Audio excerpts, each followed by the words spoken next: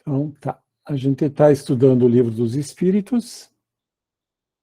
E aqui, então, continuando, o Kardec ele faz umas considerações sobre a pluralidade das existências. Pluralidade são a reencarnação. Tá? Ele está aqui explicando como a reencarnação explica a vida. Quando a gente ouve falar pela primeira vez na reencarnação, já comentei isso aí, a gente diz, nossa, isso é uma bobagem. Mas depois que a gente começa a pensar, é a única coisa que faz sentido, porque a encarnação resolve um monte de problemas filosóficos ou para compreender o mundo que a gente tem. Né? Por exemplo, alguém comete um crime e não é pego pela justiça dos homens, acontece. Mas o que acontece com esse nosso irmão que cometeu esse crime? Ele causou sofrimento, causou dor a alguém. Se não tinha a encarnação, como é que a gente resolve essa questão? Aí a religião católica diz que essa pessoa vai para o inferno, para a eternidade.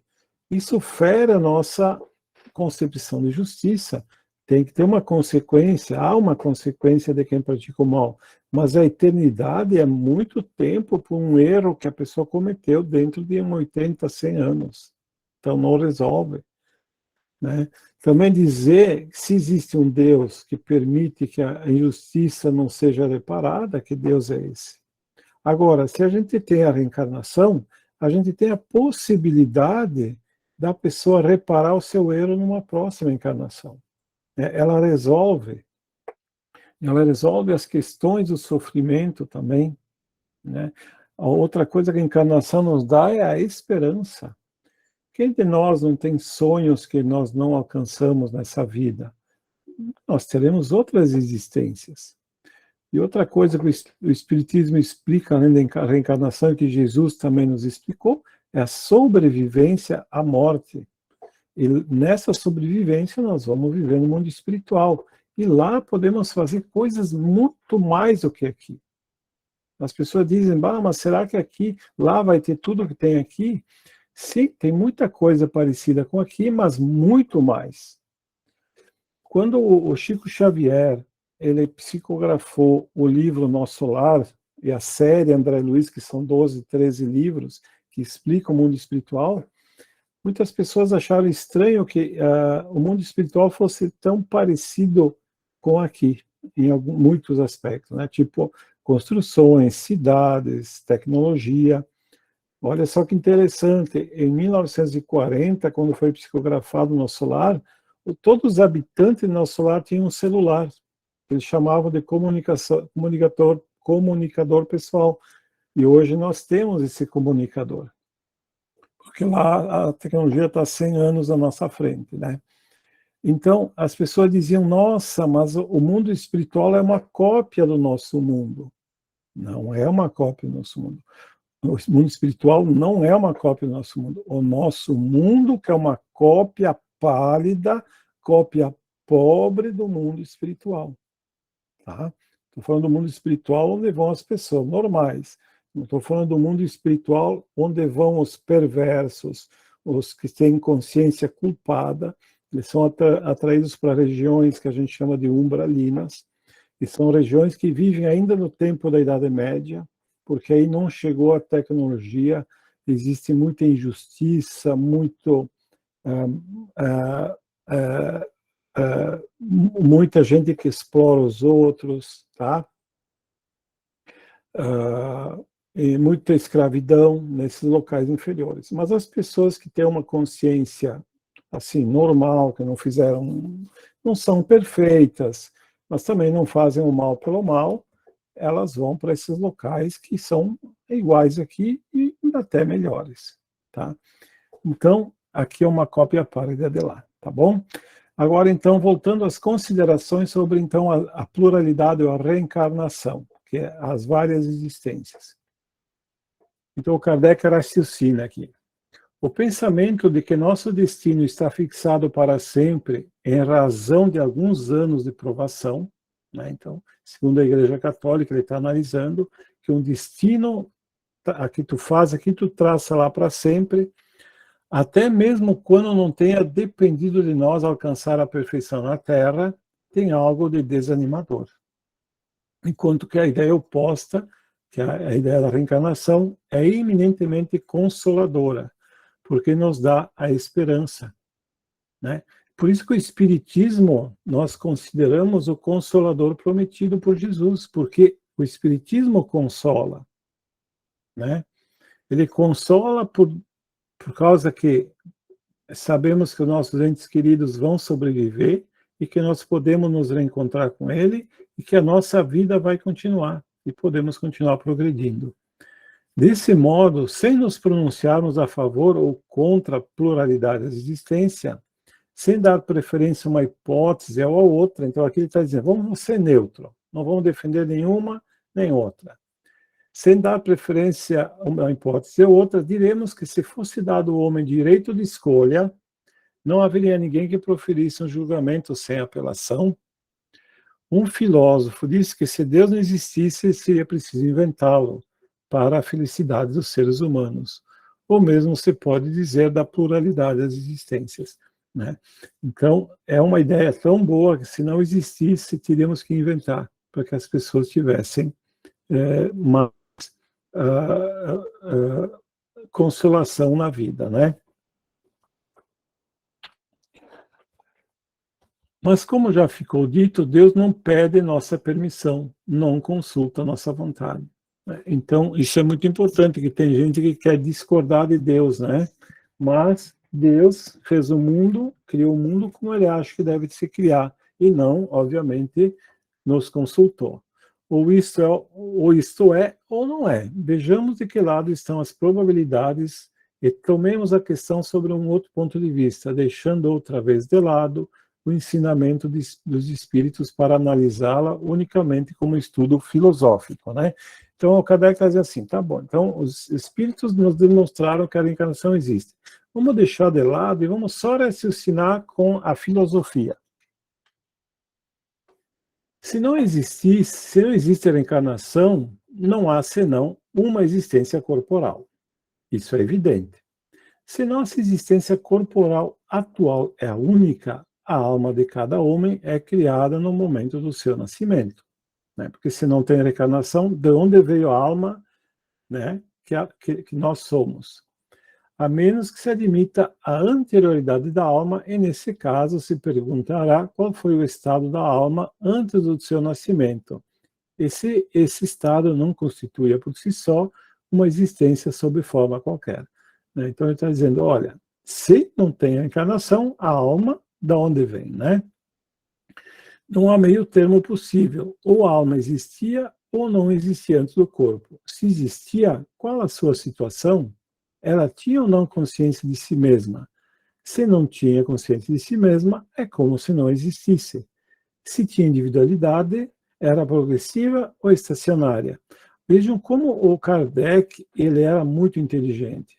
E ele fazia esses raciocínios que as pessoas que negavam o espiritismo não conseguiam contestar, né? Porque é verdade. Se a alma não existisse antes, teria que ser criada no momento da concepção. Se ela existia antes, em que forma ela estava? Se ela era consciência, ela estava progressiva ou estava estacionária? Né? Ele está levando a raciocinar, né? Tanto num caso como no outro, em que grau se achava ao tomar o corpo, ao admitir, de acordo com a crença popular, que a alma nasce com o corpo, ou que vem a dar no mesmo, que antes de sua encarnação tinha apenas qualidades negativas, fazemos as seguintes questões. Então, Kardec pergunta. 1. Por que a alma mostra aptidões tão diversas, independentes das ideias adquiridas pela educação? A gente sabe que quem tem vários filhos sabe que cada um tem um jeito de ser, né?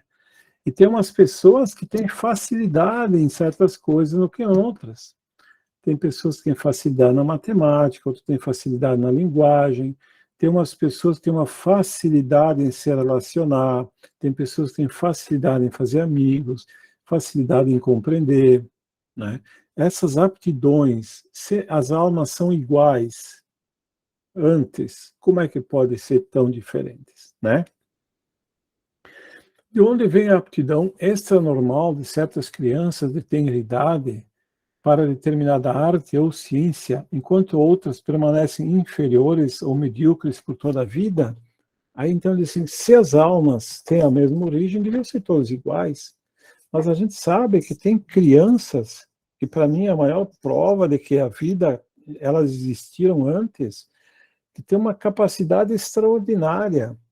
Eu estava no YouTube, é só vocês procurarem, vocês vão ver um monte dessas crianças, porque hoje em dia, graças a Deus, com a facilidade de filmar, de fazer vídeos, a gente vê. Tem uma criança de 4, 5 aninhos tocando piano de uma maneira maravilhosa, né? A gente, voltando então lá na época do Kardec, um pouco antes, né? O Mozart. O Mozart, com 4 anos, tocava piano. Um pouco mais de anos, ele já compunha músicas, né?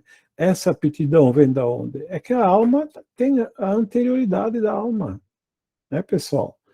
E outra coisa que isso nos mostra também, que a gente nunca deve parar de aprender. As pessoas chegam e dizem, eu tenho uma certa idade, eu vou parar de aprender. Não, não pare.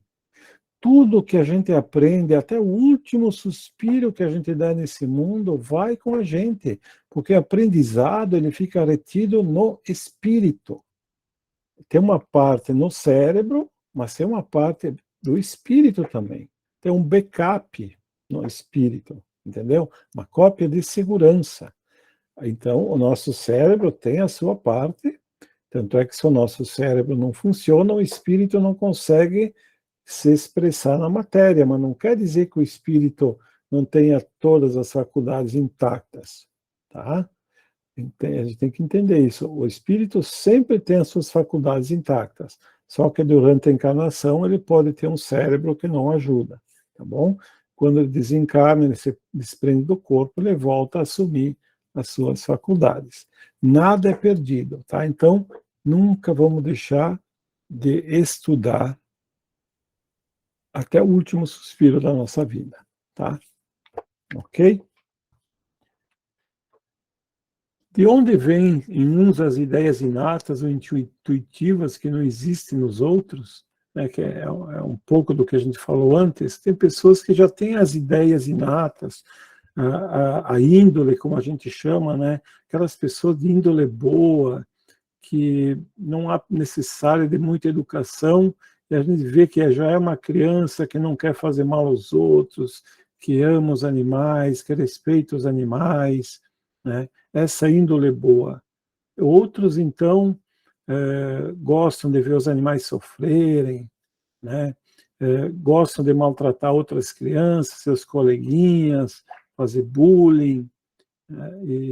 E por que essa diferença, né?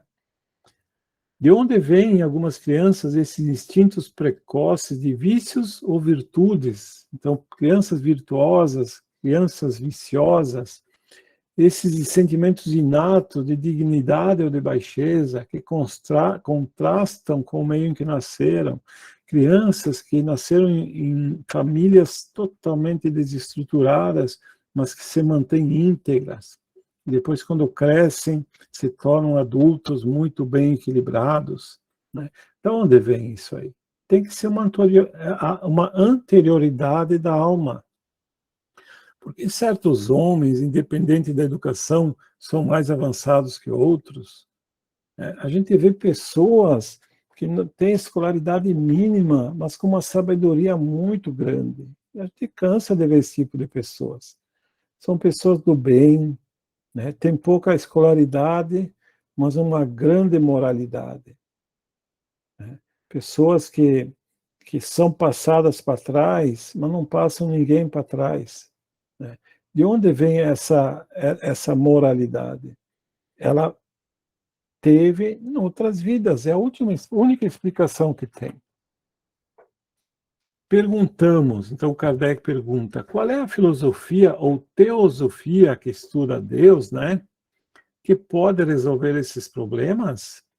Ou as almas são iguais no seu nascimento ou são desiguais? Não há a menor dúvida disso. Então, se a alma é criada no momento do nascimento, como preconiza a igreja, então elas são criadas diferentes. Tá? Se são iguais, por que são tão diversas as aptidões? Dirão que isso depende do organismo. Né? Muitos dizem, vai depender do organismo que tu recebe.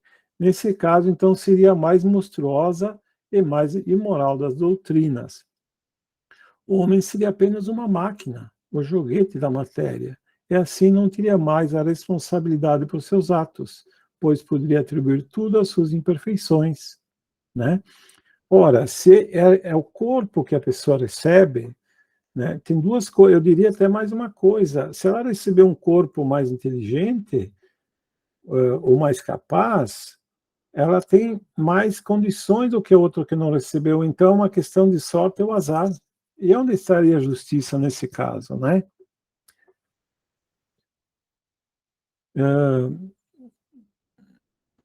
Então, assim, e também outra coisa que está se é o corpo que atribui a baixa moralidade de certas pessoas, então ela não tem tanta culpa, né? Porque é a máquina que elas receberam. Que culpa elas teriam, né? Se são desiguais as almas, é porque Deus as criou assim. Mas então, por que essa superioridade inata concedida a alguns? Aí a gente cai nessa questão. Tá, mas então por que uns Deus deu mais, outros Deus deu menos? Né? Por que essa diferença? Estará essa parcialidade, esse favorecimento de acordo com a sua justiça e com o amor igual que dedica a todas as criaturas? Se Deus é amor, ele deve ser justo. Eu me lembro que eu questionava isso para os padres lá quando eu era adolescente. Eles diziam assim que os desígnios de Deus a gente não deve questionar. Eu acho que não está errado. Tem desígnios que a gente não pode questionar. Tipo, por que Deus criou o mundo da forma que ele criou? Não cabe a nós, porque ele não pediu nossa opinião para criar o mundo. Mas esse tipo de coisa é a coisa que envolve a nossa vida. Então, por que Deus me deu a razão para questionar e não posso questionar? Né? É o que eu posso também dizer. Então, continuando, admitamos ao contrário uma sucessão de existências anteriores progressivas para cada alma, e tudo estará claramente explicado. Né? Então, se tem a reencarnação, tudo fica explicado. Os homens trazem ao nascer a intuição do que adquiriram em vidas anteriores. São mais ou menos avançados de acordo com o número de existências por que passaram, conforme estejam mais ou menos distante do ponto de partida. Né? Então, aqueles que estão mais avançados, eles estão mais adiantados do ponto de partida. Né? Então, o mais avançado tem duas explicações. Ou ele é um irmão mais velho, foi criado antes, ou, que é mais comum, né, que eu acho muito mais comum, aquele que está mais avançado é que, pelo seu esforço, ele conquistou aquela faculdade. Sempre, toda virtude, e eu considero a inteligência uma virtude, é conquistada. Toda capacidade, uma pessoa que tem capacidade de se relacionar com os outros, que é sempre um bom amigo, ele exercitou isso em outras vidas. Enquanto que o outro pode ter se entregado a dissoluções, né? A revolta, e aí não avançou. Tá? Exatamente como numa reunião de indivíduos de todas as idades, em que cada um terá um desenvolvimento proporcional ao número de anos que tiver vivido. As existências sucessivas serão para a vida da alma o que os anos são para a vida do corpo. Reunir uma vez 1000 indivíduos de 1 a 80 anos, né? Então, ele está fazendo aqui um exemplo. Pega lá um grupo de criança de 1 ano a 80 anos. E imaginar que um véu seja lançado todos os dias e que todos os dias ficaram para trás, em que vossa ignorância os acreditais nascidos todos no mesmo dia. Olha o exemplo que ele está dando. Imagina assim que aconteceu uma coisa mágica e que tu vê aquele grupo, tu não sabia que eles existiam ontem, eles passaram a existir só hoje, né? Aí tu vai perguntar naturalmente como uns podem ser grandes, outros pequenos, como uns podem ser velhos e outros jovens, uns instruídos e outros ainda ignorantes. Né? Entenderam o que ele fez aqui? Ele imaginou a seguinte situação: hoje nós acordamos e não lembramos mais do tempo que passou. E vemos aquele grupo de pessoas. Uns são jovens, outros são velhos, né? Outros são inteligentes, outros não são, outros são sábios, outros não são. Uns são pequenos, outros grandes, aí tu te pergunta, mas por que essa diferença, né? Mas se o véu que esconde o passado se dissipar, se chegares a saber que todos viveram um tempo mais ou menos longo, tudo se explicará. É a mesma coisa da reencarnação. A gente vê as diferenças do mundo, pessoas que sofrem mais, pessoas que sofrem menos, pessoas que sabem mais, pessoas que sabem menos, mas se a gente tira o véu do esquecimento reencarnatório, que é o problema que a gente esquece, né, tudo fica resolvido. Deus, em sua justiça, não podia ter criado almas mais perfeitas e outras menos perfeitas. Com a pluralidade da existência, a desigualdade, as diferenças e as divergências da vida não têm nada contrário à mais rigorosa justiça, pois vemos apenas o presente e não o passado. Né? Então, como a gente só vê o presente e não temos a noção do passado, mas a explicação, então, explica a justiça. Esse raciocínio se baseia em algum sistema ou uma suposição gratuita? Não. Partimos de um fato patente e incontestável, a desigualdade das qualidades, das aptidões e do desenvolvimento intelectual, e verificamos que esse fato é inexplicável por todas as teorias correntes. Então, essas diferenças não podem ser explicadas. Enquanto que a explicação é simples, natural e lógica por uma outra teoria, né, que é a teoria da reencarnação. É racional preferir as que não explicam àquela que explica? Qual que nós preferimos? Aquela que não explica ou aquela que explica? Então, aqui falando, né, eu estava falando do esquecimento reencarnatório, eu me lembrei aqui algo que eu queria compartilhar com vocês. As pessoas perguntam qual é a vantagem da gente não lembrar das outras vidas. A gente não lembra nem como é que era a nossa vida no mundo espiritual. E a gente tem uma impressão, uma ilusão que a vida começou no nosso nascimento e nós vivemos até hoje, que a vida é só isso. Para nós, é como se a vida fosse só isso. Nós nascemos, passamos pela infância, vamos lembrando, chegamos até hoje. Né? Qual é a vantagem da gente esquecer? Ora, o raciocínio que eu faço é o seguinte: nos mundos mais avançados, é mais fácil lembrar, porque o passado dos espíritos não é um passado de sofrimento e de dor e de culpa. Então é mais fácil. E nós não lembramos pela misericórdia divina, porque nós temos um passado de dor, sofrimento e culpa. Tá? Por isso que nós não lembramos. Imagine que nós, hoje, estamos aqui, somos pessoas que não somos boas ainda, mas nós não somos perversos.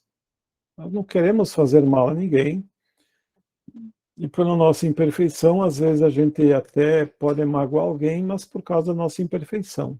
Né? Porque a gente não é perfeito, a gente comete erros. Agora, imaginemos que a gente lembre que no passado a gente tenha assassinado alguém, ou uma família, ou desgraçado uma família, ou desencaminhado alguém no vício, na perdição, né? Vocês já imaginaram como isso interferiria na nossa vida presente? Que Deus, na sua misericórdia, para essas pessoas que cometeram grandes crimes e não lembram, é uma misericórdia divina. Por não lembrar um crime que a gente possa ter cometido, a gente pode ter uma vida livre aqui. Né? Pode ter liberdade, senão a gente não teria liberdade de seguir. A gente passaria todo dia naquela consciência de culpa e não conseguiria avançar. Outra questão é, às vezes, nós temos um ódio muito grande de outra pessoa, de outro irmão nosso, e o outro irmão nosso também nos odeia. É um ódio recíproco, né? São inimigos seculares, às vezes. E os filhos de Deus, quando se odeiam, eles não evoluem. Eles ficam numa monoideia. Monoideia quer dizer o seguinte: a pessoa fica fixa naquela outra pessoa. Porque se tem duas coisas que ligam as pessoas, que é o amor, que liga para o bem, e o ódio. Duas pessoas que se odeiam, elas ficam ligadas. E elas ficam naquela monoideia e não conseguem mais evoluir. Então, Deus, para permitir que essa pessoa elas se ajustem, permite uma reencarnação para que eles convivam e sejam obrigados a conviver, né? Uma mesma família, um chefe, um empregado, né? Então, se não houvesse esquecimento, não seria possível esse ajuste. As pessoas acham que a gente esquece só por erros do passado, não, também por sofrimento. Imaginem vocês que vocês passaram, algum de nós passamos por uma expiação, um sofrimento muito grande numa vida passada, e agora a gente está razoavelmente bem. A lembrança desse sofrimento também poderia atrapalhar muito a nossa paz para conseguir superar a encarnação, né? Porque a lembrança do sofrimento viria sempre à nossa mente. E a gente sabe de muitos espíritos que pedem a oportunidade da reencarnação justamente para poder esquecer a culpa. Tanto é que o mundo espiritual faz uma campanha, diz assim: olha, não queira uma encarnação só para esquecer. Tu vai esquecer, vai se sentir aliviado da tua culpa, mas também evolua, né? Cresça como espírito, tá? Então vejam, o esquecimento reencarnatório só tem vantagens. E se a gente analisar friamente, Deus sabe o que está fazendo, tá? Então, isso também significa que nós, possivelmente, dificilmente tivemos uma vida tranquila nas outras vidas, não é? Ou a gente pode ter cometido erros, ou passado por sofrimentos muito grandes, e podemos ter os nossos inimigos, nossos reajustes, e, e só esquecimento permite que a gente consiga vencer, tá? Só uma reflexão sobre o raciocínio, porque tem muita gente que questiona qual é a vantagem do esquecimento, tá? A vantagem é total. Se nós fôssemos realmente boa coisa em outras vidas, nós podíamos lembrar. Tanto é que as pessoas me pedem se é válido fazer terapia de vidas passadas. A terapia de vidas passadas, para quem, se alguém não sabe, um hipnólogo consegue, por hipnose, algumas pessoas, não são todas, elas conseguem lembrar das vidas passadas. Então, a hipnose, essa terapia realmente pode ajudar. Eu, eu não sei se eu já contei para vocês, um rapaz que tinha claustrofobia, que é um medo muito grande de lugares fechados. Ele lembrou pela hipnose que ele ficou preso embaixo de um monte de pedras e, infelizmente, ele não desencarnou na mesma hora. Ele ficou alguns dias lá até desencarnar, sem poder se mexer, e isso foi, para a alma, foi algo horrível. E ele trouxe com ele essa fobia. Como ele lembrou, ele trouxe para o consciente essa lembrança e ele foi trabalhando essa lembrança, dizendo assim: olha, aquela situação está no passado. Eu aqui não vou mais passar por isso e estou livre. E ele começou a se sentir melhor. Ele se curou. Então, há momentos em que terapia de vidas passadas é boa. Mas a gente recomenda um profissional e só fazer para curar algum desvio psíquico, não por curiosidade, porque existe um risco da lembrança de vidas passadas, porque se nós esquecemos, tem um motivo. O risco é o que eu falei.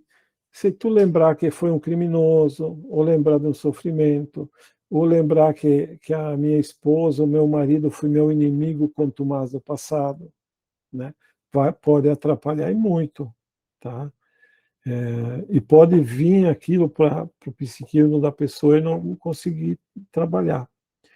Existe também um espírito que falou que nós muitas vezes temos inimigos de outras vidas e nós estamos escondidos no corpo e ele não consegue nos encontrar. Isso é bom. Ele quer se vingar da gente. E quando a gente abre por um trabalho de hipnose, abre as frequências mentais, eles podem nos localizar e é possível que eu consiga um obsessor, que é aquele espírito que vai me prejudicar. Isso é uma coisa que pode acontecer. Então, terapia de vidas passadas é importante e deve ser feito em caso de necessidade, porque tem que se pesar os riscos, né? É que nem uma cirurgia. A cirurgia tem seus riscos, mas a gente pesa os riscos e o que é mais arriscado? Não fazer cirurgia, então você faz a cirurgia. A mesma coisa, terapia de vidas passadas, tá? Não é isento de riscos. Então tem que ter critério, tá bom?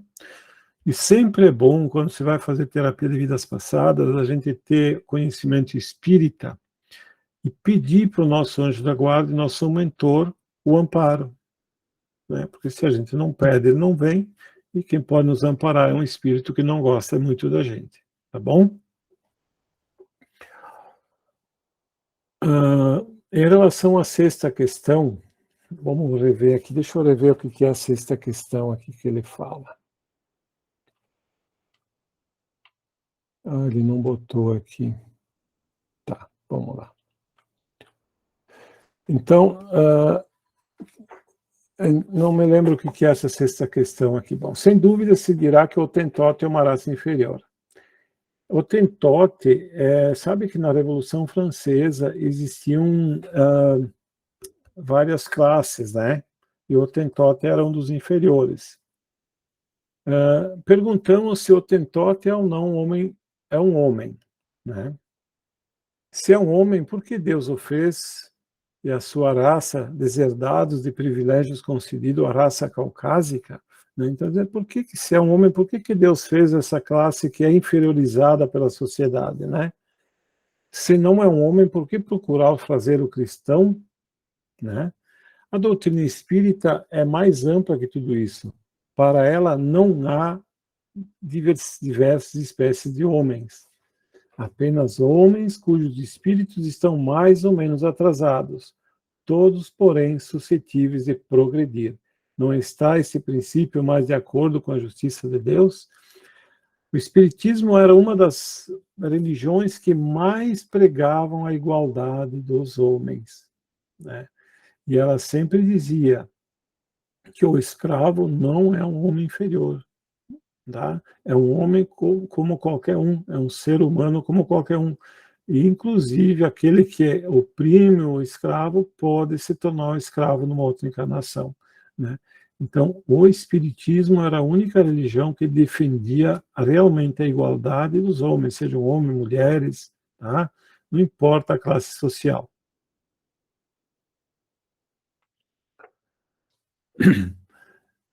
Acabamos de avaliar as condições da alma quanto ao passado e ao presente. Se nós a considerarmos numa projeção quanto ao seu futuro, encontraremos as mesmas dificuldades. Então, imagina que nós vamos projetar a alma no futuro agora. Se nossa existência atual é única, deve decidir a nossa destinação vindoura. Qual é, então, na vida futura, a posição respectiva do selvagem e do homem civilizado? Estarão no mesmo plano ou estarão distanciados em relação à felicidade eterna? Aqui ele está fazendo o raciocínio seguinte: se a nossa a existência é só essa, como é que vai estar o selvagem e o homem civilizado no mundo espiritual? Né? Eles vão continuar diferentes lá? O homem que trabalhou durante toda a vida para se aperfeiçoar, estará na mesma posição daquele que permaneceu inferior, não por sua culpa, mas porque não teve tempo nem oportunidade de se aperfeiçoar. Como é que fica aquele que se aperfeiçoou e aquele que não se aperfeiçoou em caso de não ter outra vida? O homem que praticou o mal, porque não pôde se esclarecer, será culpado por um estado de coisas que não dependeram dele? É porque, assim, temos que ser justos, né? Até a justiça dos homens reconhece. Aquele que mais conhece, que é mais esclarecido, tem mais responsabilidade daquele que é menos esclarecido, né? E tem uns que praticaram mal porque nunca tiveram a sorte de uma boa educação. Tá? Então, não é que ele não seja culpado, mas a culpa dele é muito menor. A gente sempre fala assim que a mais será cobrado a quem mais for dado. Por exemplo, nós que somos espíritas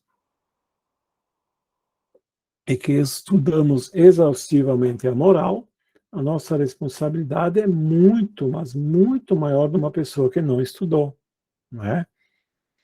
Aí muitos dizem assim, bom, se a responsabilidade assim é tão maior, é bom não estudar, não conhecer. Então a ignorância é uma bênção.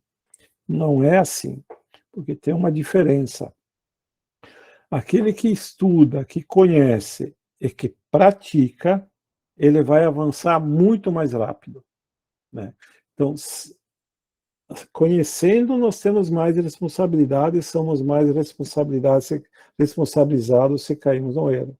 Mas se vencermos, nós galgamos muito terreno em poucas vidas. Eu tenho uma opinião que um espiritismo bem vivido, conforme Jesus nos ensinou no cristianismo, e os espíritos nos orientam, a pessoa ganha 3 encarnações numa vida. Avança 3 encarnações numa vida, tá? Mas tem que cumprir o que aprendeu, né? Não é, como eu falei, a responsabilidade é muito grande se a gente errar. Trabalha-se para esclarecer os homens, para moralizá-los, civilizá-los, mas para cada um que se esclareça, há milhões de outros que morrem a cada dia antes que a luz chegue até eles. Qual será o fim deles? Serão tratados como condenados? Se não forem, o que fizeram para merecer essa mesma posição que os outros? Porque aquele que se esforçou para ser bom e ser melhor, vai estar numa posição boa. Mas é aquele que não se esforçou, né? Que não foi esclarecido, mas também não se esforçou. Ele vai estar na mesma condição? Veja que não tem solução, né? A vida única não consegue solucionar isso.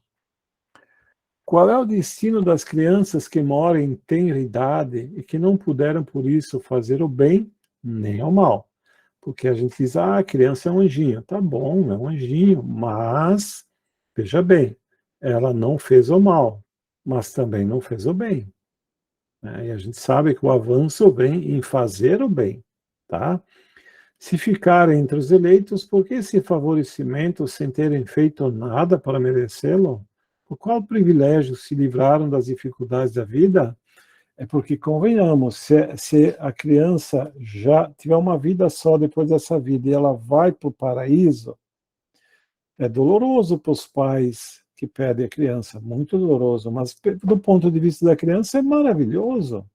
Ela não errou, não viveu as vicissitudes da vida e está lá, né? Isso é uma injustiça com aqueles que viveram mais tempo.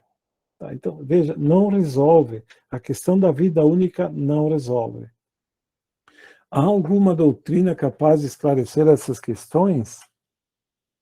Então, admitir existências consecutivas, quer dizer, a reencarnação, e tudo fica explicado de acordo com a justiça de Deus.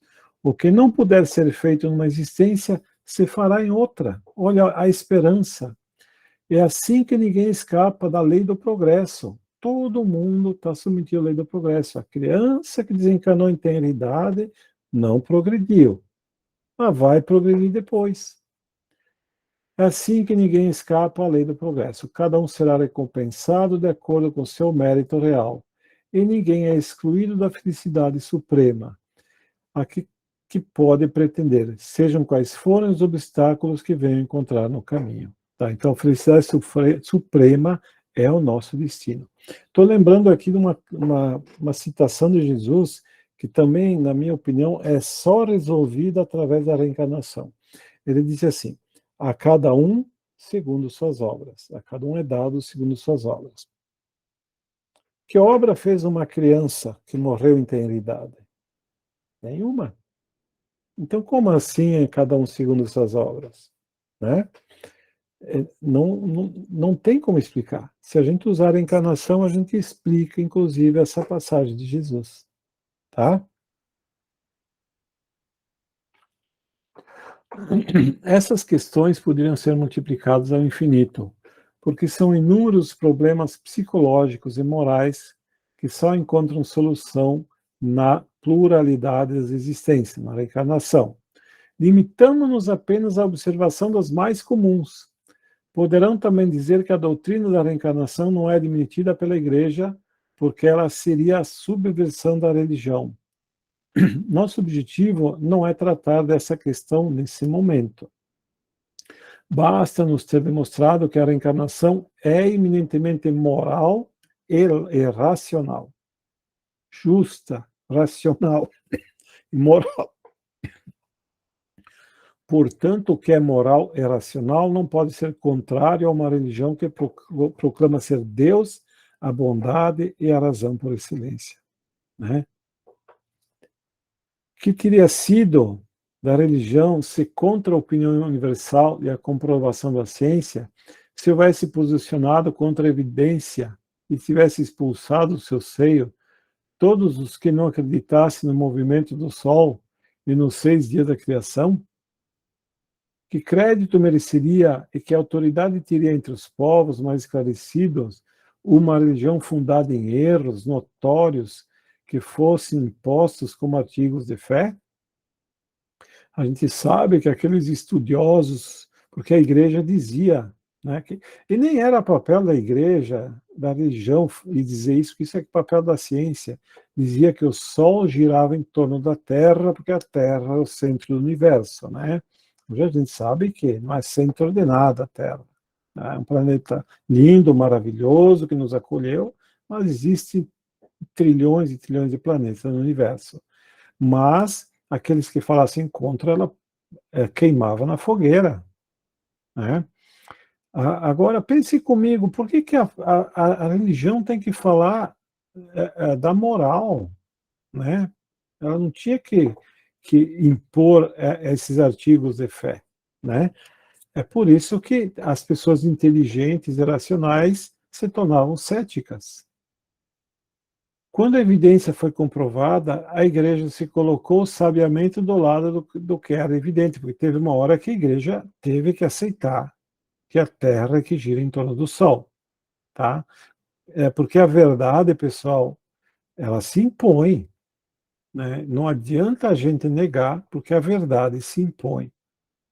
Se está provado que existem coisas impossíveis sem a reencarnação, né, e que certos pontos do dogma somente podem ser explicados pela reencarnação, é preciso admitir e reconhecer que a discordância entre essa doutrina e os dogmas é apenas aparente. Mais adiante mostraremos que a religião está menos distanciada do que pensa da doutrina das vidas sucessivas, e que se aceitasse não sofreriam maiores danos do que já se sofreu com a descoberta do movimento da Terra e dos períodos geológicos que à primeira vista pareceram desmentir os textos bíblicos. Então, ele está comparando, né? Quando a igreja aceitar, ela só vai crescer. E hoje a gente nota um fato curioso: a igreja ainda não aceita o espiritismo, a reencarnação, mas os católicos aceitam. Né? Como dizia um escritor aí, os católicos fazem o sinal da cruz e entram no centro espírita, porque eles percebem, eles são racionais, eles percebem que explica muito mais do que a igreja, mas continuam sendo católicos, maravilha. A igreja católica é uma religião muito que eu defendo e tem muita coisa boa, né? Mas tem que se adaptar à verdade. Quando a verdade é patente, chega uma hora que tem que ceder. E só vai crescer. A Igreja Católica só cresceu quando admitiu que a Terra que gira em torno do Sol e não o contrário. O princípio da reencarnação ressalta, aliás, em muitas passagens das Escrituras. É verdade. No Evangelho, depende como tu lê, tem lá a reencarnação.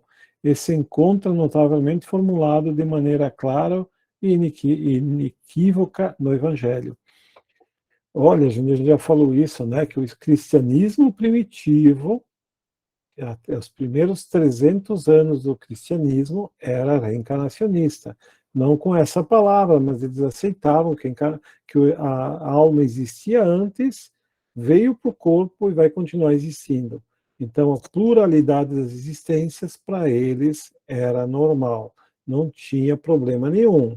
Inclusive, eles tinham comunicação mediúnica. O médium sentava na mesa e psicografava, tá? Mensagens do além. Exatamente como é o Espiritismo hoje. Depois, com o Concílio de Nicéia, aí pelo ano 300, não sei a data exata, foi banido a ideia da reencarnação, porque a Igreja queria o controle sobre os fiéis. E se tem a reencarnação, tu não tem controle sobre os fiéis. Tá? E a doutrina, o cristianismo primitivo, que era de uma beleza extraordinária, foi todo deturpado.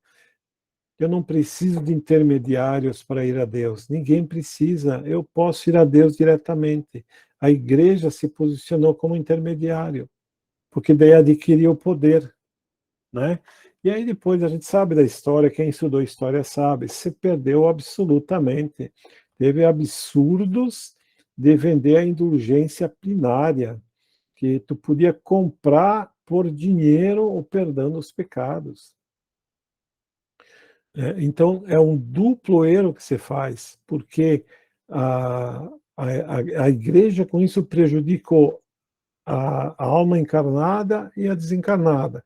Por que a alma encarnada? Porque, como a pessoa não tinha o freio moral, ela praticava os piores crimes contra o seu semelhante. Estupros, assassinatos, roubos, vilipêndio. Depois ia lá com o dinheiro do fruto do roubo e comprava o perdão. Mas essa pessoa que comprou o perdão, ela vai desencarnar. Né? Ela desencarnou, foi para o mundo espiritual e a culpa permaneceu com ela. E, aliás, piorou por ter comprado facilidades e não resolveu. Então, ela prejudicou tanto os encarnados quanto os desencarnados. Tá? Esse é o problema quando a gente se baseia em algo que não é verdadeiro. Tá? Mas no Evangelho tem muitas passagens que falam da reencarnação. Vamos ver um resuminho aqui. Então vamos lá. Quando desciam do monte Tabor, onde Jesus se transfigurou, Jesus lhe ordenou: não faleis a ninguém que acabasse de ver, né? Até que o Filho do Homem seja ressuscitado entre os mortos.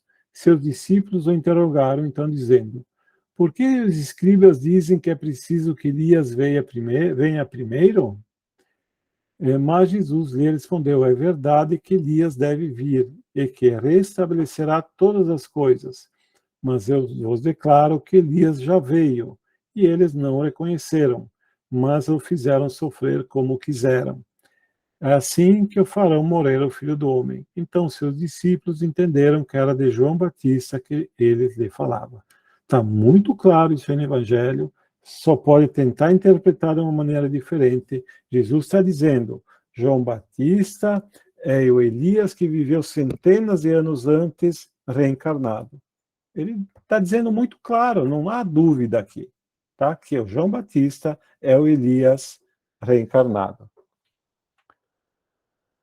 Uma vez que João Batista era Elias, deve ter ocorrido a reencarnação do espírito ou da alma de Elias no corpo de João Batista. Qualquer que seja, enfim, a opinião que se tenha da reencarnação, quer aceitemos ou não, todos teremos de passar por ela, caso ela exista, apesar de toda a crença contrária. Porque é verdade, porque a verdade, ela não depende de nós acreditarmos ou não. Ela vai acontecer, tá?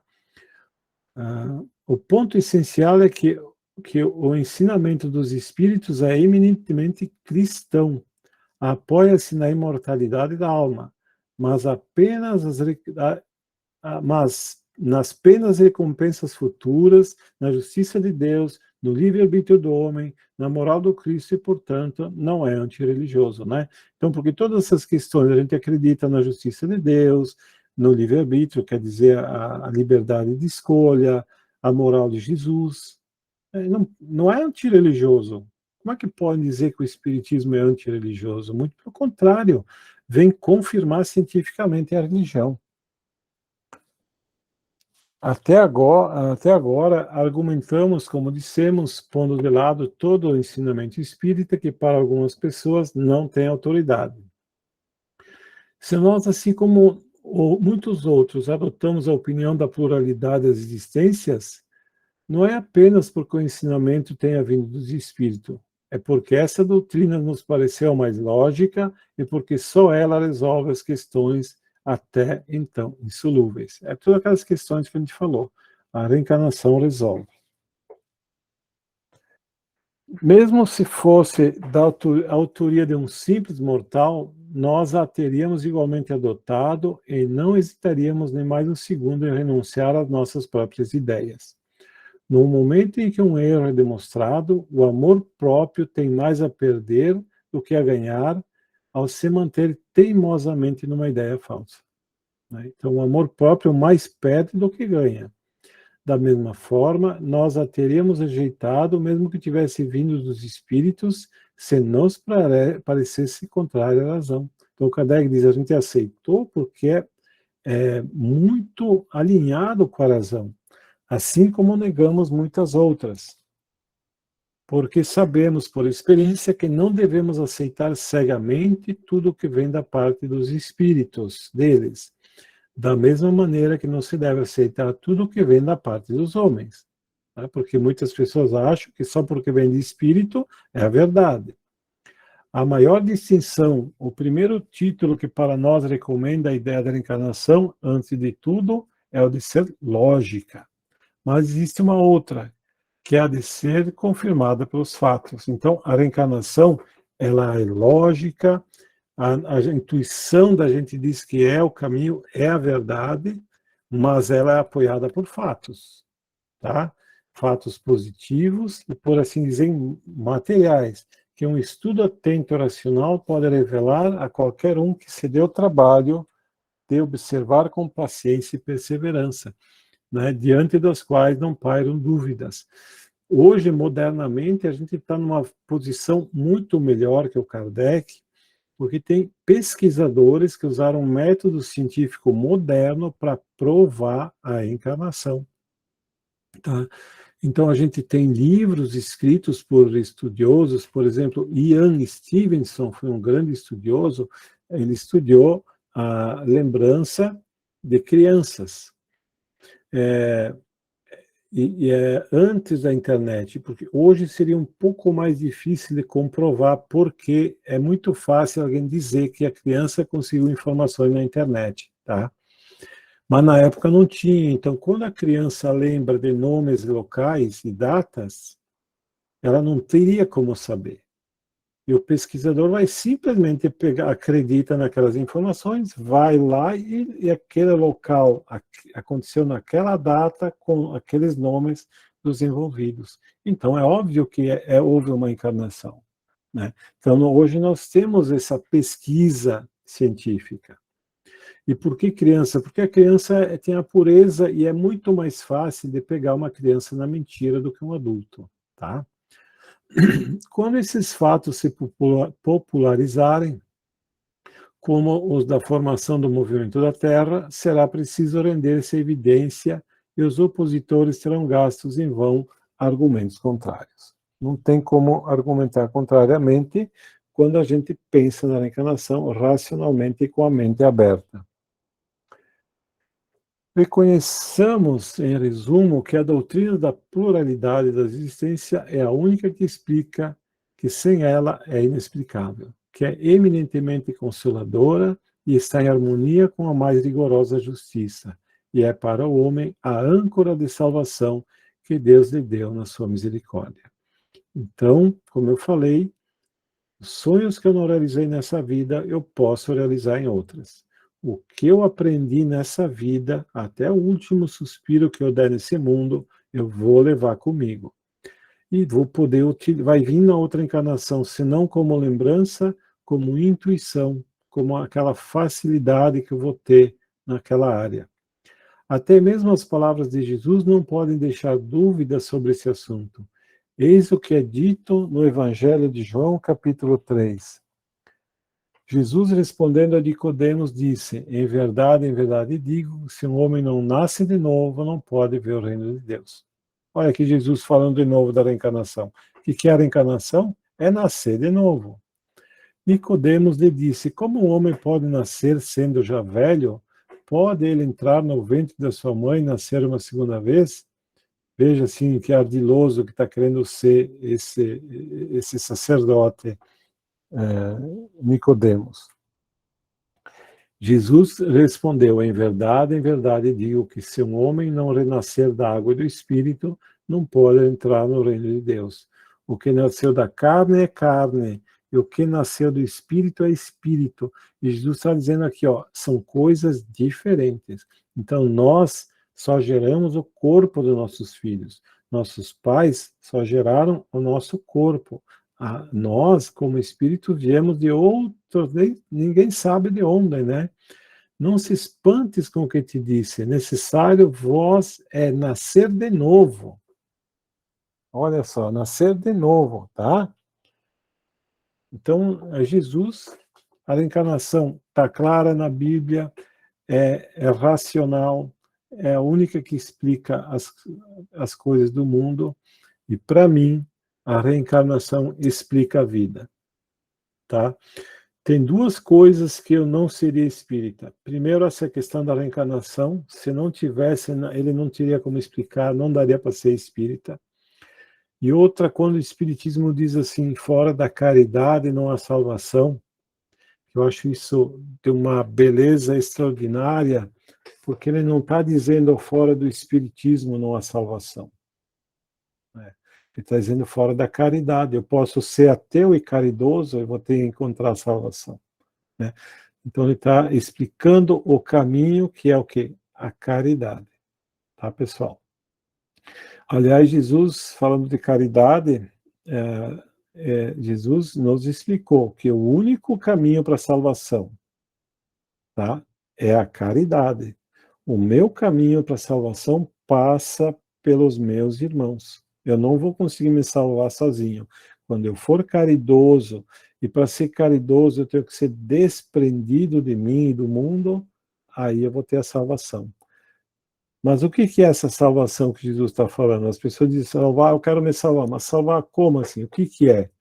Eu entendo essa salvação como a felicidade do Espírito. Nesse mundo, nós nunca vamos ter essa felicidade. A gente pode dizer, eu estou feliz com a minha família, estou feliz com o meu trabalho, estou feliz que comprei um carro novo, mas é uma felicidade pequena, né? Tu chega em casa com um carro novo, vai dormir, está com dor de cabeça, pronto, acabou a tua felicidade. Entende? Então, a felicidade desse mundo não existe, Jesus já falou isso aí.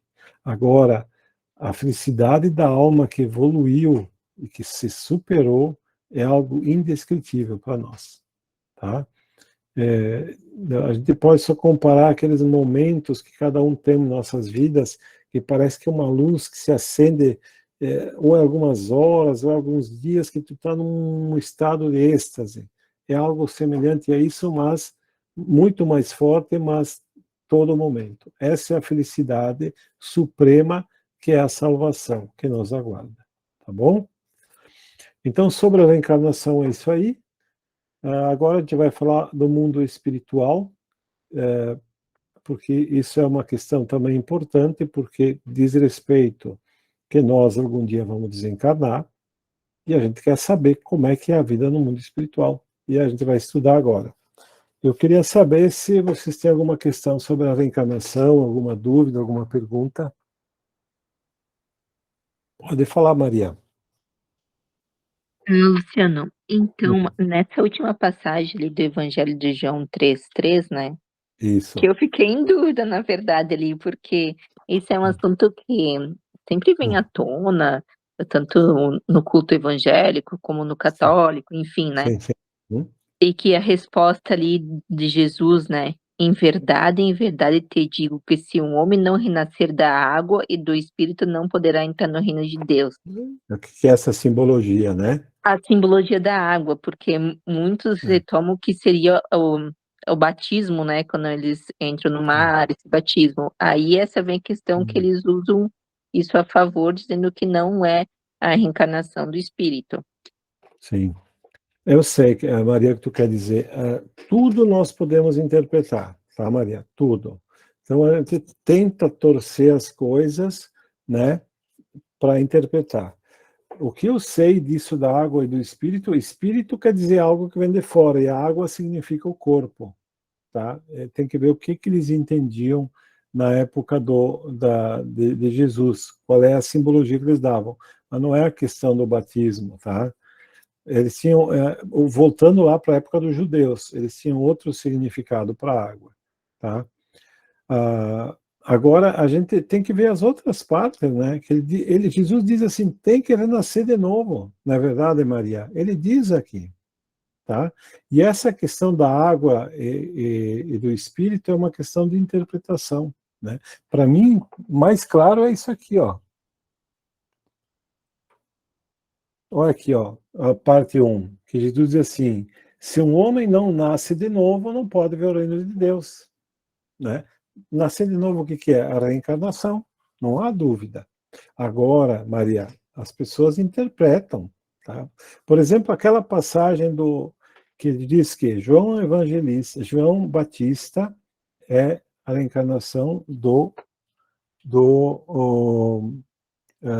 Elias? Elias. Não, tu não percebe uma clareza nisso aí? Dá para interpretar diferente, Maria? Não, para mim não dá para interpretar diferente, não é Mas só eles é, interpretam e dizem que não é, compreende? Então, assim, para mim é uma questão de lógica, sabe? Essa da água e do vinho pode ficar nebuloso, sim, porque a gente tem que entender bem o que significava. Eles tinham significado para a água, tá? Que eu acredito que é o corpo físico, tá? Mas o que ele fala antes é aquilo que eu falei, né? Que o homem deve nascer de novo. Para mim está muito claro isso aí. Como que vai nascer de novo? Tem que ter a reencarnação, tá? E aqui ele não fala de todos, tá? Mas no Evangelho segundo o Espiritismo ele fala de outras partes. Tem uma parte, inclusive, que fala exatamente da reencarnação, que diz que vai tomar outro corpo, né? Então, até para certos judeus da época, a reencarnação era muito tranquila, tá? A reencarnação era uma ideia muito tranquila, tá? Aliás, a maioria da humanidade é reencarnacionista. Não entende a reencarnação como nós espíritas, mas a maioria da humanidade, se pegar em número, né, dos quase 8 bilhões de pessoas que tem no mundo, eu acredito que 6, 7 bilhões é reencarnacionista, acredita na reencarnação, para ver como é uma ideia forte. Tá, Maria? sim, eu entendi agora, seria a posição do corpo, né, ali Isso. no contexto É da isso, água. É isso porque que eu não, entendo.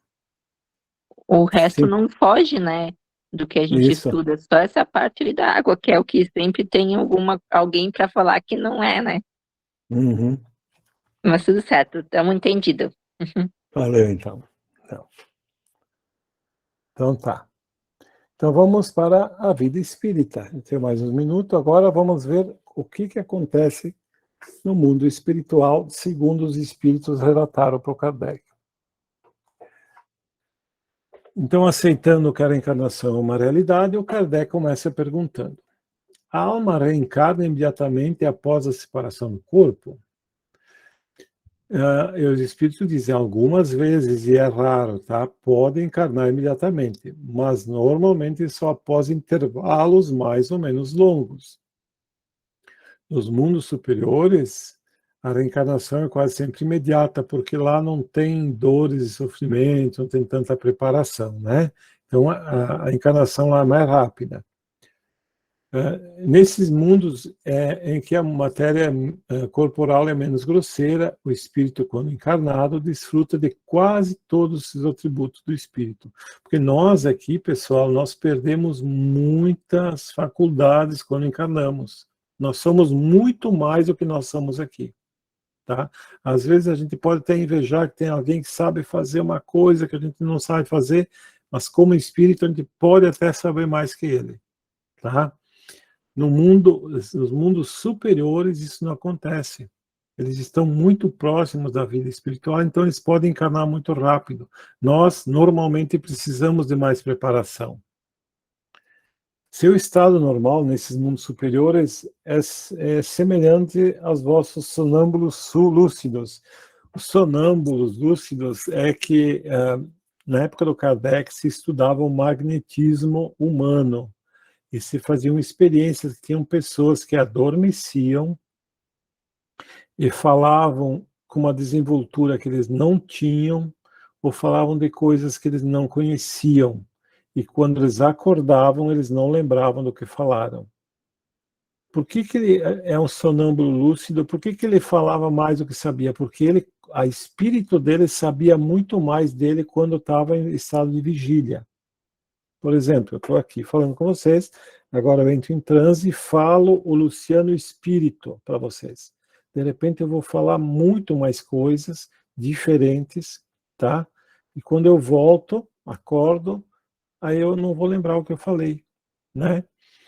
Porque eu, como um espírito, eu posso ter acesso a informações que eu não lembro agora como encarnado, tá?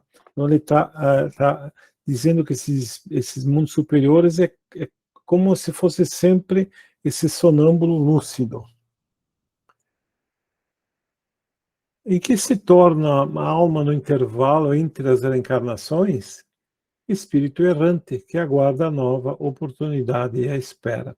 Por isso que a gente diz que o mundo espiritual é a erraticidade, né? Nós espíritas dizemos que o espírito ele permanece no mundo espiritual na erraticidade, ele fica errante, né? Aonde que ele vai? Ele pode ir para uma cidade espiritual, ele pode ir para uma região umbralina inferior, onde os espíritos inferiores são atraídos, os espíritos culpados, que se sentem culpados, são atraídos. Ele pode, em casos extremos de muita perversidade, ser atraído para sombras, que é um lugar inferior, inclusive fica mais para dentro da Terra, esses mundos espirituais que a gente chama de sombras, de furnas, né? Pode ser, depende a condição espiritual de cada um, tá? E aí vai aguardar a nova oportunidade de encarnar. E qual é a duração desse intervalo entre uma encarnação e outra? Então, de algumas horas a alguns milhares de séculos. Alguns espíritos que estão em condições muito precárias, eles têm uma encarnação rápida, em algumas horas são levados para outra encarnação, mas é raro, tá? Não há, propriamente falando, limite extremo estabelecido para o estado de erraticidade, que pode se prolongar por muito tempo, mas que nunca é perpétuo. Veja, nunca é perpétuo. O espírito tem uma necessidade de reencarnar. Tá? Deus criou o mundo assim. Nós precisamos voltar ao mundo para conquistar coisas que o nosso espírito não conquista no mundo espiritual. Precisa vir para cá.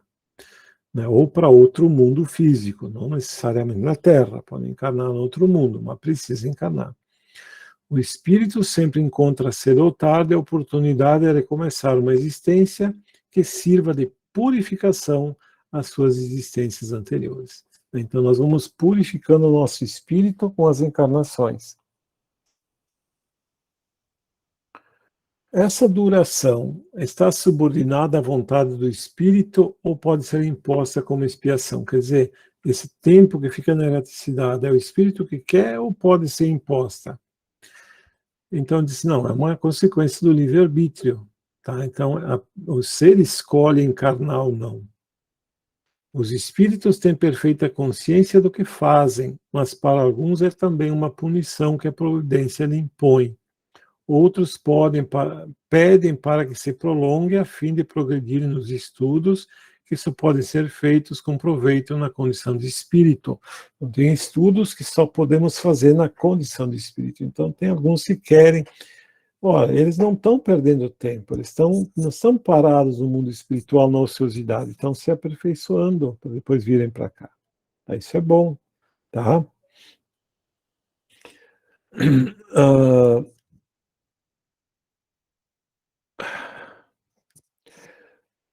Bom, então assim, e o espírito então tem a capacidade de escolher quando encarnar ou não, tá? E eu queria falar para vocês outra coisa que eu acho interessante. Eu tenho uma conhecida minha que ela teve um aborto espontâneo e ela se sentia culpada, né? Não tem que se sentir culpada, isso faz parte da natureza. E para vocês verem, a gente sabe, por algumas informações espirituais, que o aborto espontâneo tem duas causas. Uma delas é a imperfeição da matéria. Então, porque a nossa matéria é imperfeita, o espírito está reencarnando, e o corpo começou a tomar um caminho aí para ficar deficiente, mas aquele espírito não tem que passar pela deficiência, não está na programação dele passar pela deficiência, então ele é abortado pela espiritualidade, ele é retirado, porque aquele corpo não iria servir para ele, tá? Então, porque ele não tem que passar por aquilo, é uma causa. Existe outra causa que o espírito dá para trás, tá? Uma vez um médico meu falou que já teve pacientes dele que fugiram da mesa de cirurgia e não quiseram ser operados, e tão apavorados que estavam, né? Então, às vezes, as pessoas ou o espírito se apavora e ele dá para trás. E como as ligações são frágeis, ele pode se desligar do feto. Aí o feto ocorre o aborto espontâneo. Olha só que interessante. A questão de querer, ele sente a necessidade, mas se apavora e pode dar para trás. Mas é o espírito que decide, tá bom? Então, a mulher não tem que se sentir culpada por causa disso, né? É uma questão natural que faz parte é um fato da vida, tá? Não tem que se sentir culpada. A erraticidade é por si mesma um sinal de inferioridade dos espíritos? Então lá é um sinal de inferioridade do espírito? Se não, porque existem espíritos errantes de todos os graus. A encarnação é para o espírito um estado transitório. Como já dissemos, em seu estado normal, o espírito está liberto da matéria. Tanto é, pessoal, que a gente sempre diz, nós espíritas dissemos, quando a pessoa desencarna, a gente diz, voltou para a pátria espiritual. Então, nós vamos voltar para a nossa verdadeira casa. Aqui que é transitório. Aqui a gente tem a ilusão que é tudo que há. Mas, na verdade, aqui é transitório. Quando a gente parte para o mundo espiritual, e lá que é a nossa verdadeira pátria. Tá? E tem todos os graus, tem os mais evoluídos, como eu falei, tem uns que vão para as sombras, outros são atraídos para regiões de sombras umbralinas, outras já são atraídas para colônias espirituais que ficam no umbral, mas são protegidas para não serem atacadas, outras são atraídas para os mundos espirituais onde não há espíritos inferiores, tá? Por que eu falo isso? Porque se a gente olhar a cidade do nosso lar, ela tem muros em torno. Por que ela tem muros? Porque fora daqueles muros existem espíritos inferiores que poderiam invadir se ela não fosse protegida, né? Olha só que interessante. Então, nosso lar é uma cidade que existem milhares dessas cidades encravada no umbral superior, mas ainda é umbral, né? E ela tem que ser protegida. Então, muitos passam a viver nessas cidades. Só que essas cidades têm regras. Todos têm que contribuir para que a cidade possa executar as coisas, tipo o trabalho, todo mundo tem que trabalhar, né? Todo mundo tem que contribuir para que a cidade funcione, porque é uma cidade enorme, mas é uma cidade, né? E ali só entram pessoas que podem ser tratadas. Até tem uma passagem muito interessante que o André Luiz, lá no início, quando ele é resgatado, ele está numa enfermaria e ele começa a reclamar. Meu Deus, quanto eu sofri. Nossa, como eu sofri. Quanto sofrimento eu tive. Como é que um ser humano pode sofrer tanto? E desfiou uma ladainha de reclamação. E o mentor dele, que é o Clarencio, ouviu atentamente e disse assim: meu amigo, se tu quiser só viver na reclamação do que aconteceu, tu pode sair daqui, pode voltar lá para Umbral. Tá? Aqui tu tem que olhar para frente, esquece o passado, tu tá bem aqui, tá cuidado, não tá? Vamos para frente, vamos deixar para trás. Então, existem regras. Agora, o André Luiz, ele diz que a cidade, nosso lar, é uma cidade feliz. Os trabalhadores lá são pessoas como nós, cheias de defeitos, de qualidades, mas têm boa intenção, mas todos trabalham e são felizes porque trabalham e dão graças a Deus, tá? E nesse trabalho eles aguardam a oportunidade da reencarnação. Só que tem uma coisa legal. A pessoa que é cidadão do nosso lar e encarna, ele tem o amparo de nosso lar. Então, tem muitos que estão encarnados, eles são amparados pelos trabalhadores de nosso lar. É muito interessante, tá? Ok, então? Vamos lá, então. Todos os espíritos que não estão encarnados são errantes? Daqueles que devem encarnar, sim, mas os espíritos puros que atingiram a perfeição não são errantes, seu estado é definitivo. Então, errante é todo espírito que tem que encarnar. Ele pode ser de uma classe inferior ou pode ser um espírito superior que ainda precisa encarnar. Então, ele vai no mundo espiritual, mas vai no mundo espiritual superior, porque ele é um espírito superior, mas ele está lá esperando uma oportunidade para encarnar também, tá? Nos mundos superiores. Às vezes, esses espíritos superiores encarnam no mundo inferior, mas sempre como missão, né? Então, nós temos Chico Xavier, é um espírito superior que encarnou no mundo inferior como o nosso, como missão, e outros que vieram por aí, tá? Os espíritos, com relação às qualidades íntimas, são de diferentes ordens, né? São bons, são sábios, são benevolentes, ou graus que vão avançando sucessivamente à medida que se depuram. Quanto ao estado em que se acham, podem ser encarnados, ou seja, unidos a um corpo. Errantes, quer dizer, despojados de outro corpo material à espera de uma nova encarnação para se aperfeiçoarem. Espíritos puros, perfeitos, que não têm mais necessidade de encarnação. Então, esses não precisam mais encarnar, a gente sabe. Só o espírito puro não precisa mais encarnar. Todos os outros precisam. De que maneira os espíritos errantes se instruem? É como nós?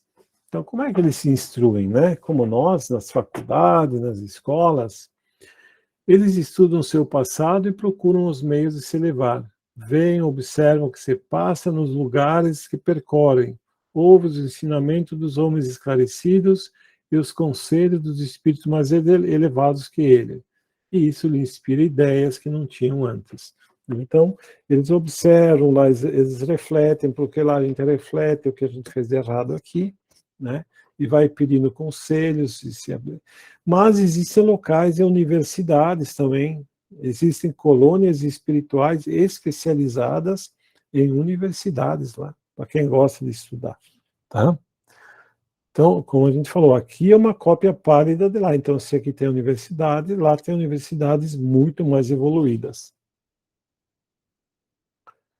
Os espíritos conservam alguma das paixões humanas, né? Os espíritos elevados, ao se libertarem do corpo, deixam as más paixões e apenas guardam as do bem.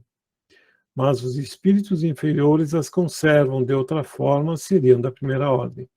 E olha o que ele está dizendo aqui, um espírito elevado, ele é assediado nesse mundo por más paixões, né? Porque esse é o mundo das tentações, né? Então, assim, não é porque é espírito superior que não vai ser assediado pelas tentações do mundo. Só que o espírito elevado, ele vai resistir. Só para citar um exemplo, mais um exemplo sobre essa questão das paixões, que são as tentações, né? Podemos dizer assim, da vida. O espírito de Alcione, que é um espírito muito elevado, ele já vivia num mundo superior. No livro Renúncia, ela pediu licença para encarnar na Terra. E ela foi conversar com o instrutor dela, que chama Antênio no livro. Ele aconselha a ela não vir, porque ela não tinha necessidade, ela queria vir em socorro dos seus entes queridos que aqui estavam na Terra, né? E o Antênio dizia assim para ela, cuida, tá bom, tu quer ir, pode ir, mas tenham cuidado, porque tem muitos que foram para lá e depois demoraram para voltar, porque caíram nas tentações do mundo, né? Para ver como as paixões são difíceis. O espírito elevado tem muito mais facilidade em se libertar, mas aqui todo mundo nesse mundo está tentado, tá? Então a gente não deve ter receio, né, de ter maus pensamentos. O que a gente não pode é manter. A gente não pode evitar de ter os maus pensamentos, mas a gente pode evitar de manter os maus pensamentos em nossa mente. Essa que é a diferença. O espírito bom tem os maus pensamentos desse mundo, mas ele não mantém, ele rechaça. Tá? Essa é a grande diferença. Tá? Bom, acho que é isso aí. Chegamos nas 9 horas. Alguém tem mais algum comentário?